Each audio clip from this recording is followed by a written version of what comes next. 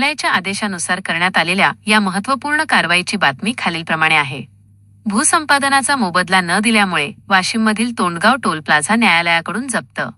वाशिम जिल्ह्यातील तोंडगाव टोल प्लाझावर न्यायालयाने मोठी कारवाई केली आहे.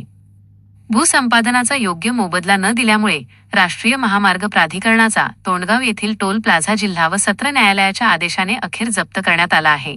जप्ती अधिकारी जितेंद्र नेमाने यांनी न्यायालयाच्या आदेशानुसार टोल प्लाझावर जप्तीची नोटीस चिटकवली आणि दवंडी देत ही मालमत्ता न्यायालयाने जप्त केल्याचे जाहीर केले. काय आहे नेमके प्रकरण? वाशिम येथील शेतकरी बेबी गर्जे आणि विठ्ठल गर्जे यांच्या अकृषक जमिनीमधून राष्ट्रीय महामार्ग गेला होता. मात्र जमिनीतील रस्ते व खुल्या जागेचा मोबदला देण्यात आला नव्हता. तसेच प्लॉटचाही मोबदला कमी दराने देण्यात आल्याचा दावा शेतकऱ्यांनी न्यायालयात केला होता. या प्रकरणात 6 जुलै 2026 रोजी न्यायालयाने शेतकऱ्यांच्या बाजूने निकाल देत वाढीव मोबदला देण्याचे आदेश दिले. मात्र आदेशाची अंमलबजावणी न झाल्याने प्रमुख जिल्हा न्यायाधीशांनी तोंडगाव टोल प्लाझा जप्त करण्याचे आदेश दिले होते. राज्यभरात चर्चेचा विषय. शुक्रवारी या आदेशाची प्रत्यक्ष अंमलबजावणी करण्यात आली.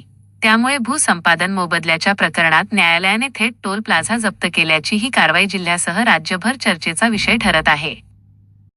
2026 रोजी विद्यमान प्रमुख जिल्हा व सत्र न्यायालयाचे आदेशाने ही जमीन व या जमिनीवर टोल प्लाझा जप्त झाला आहे.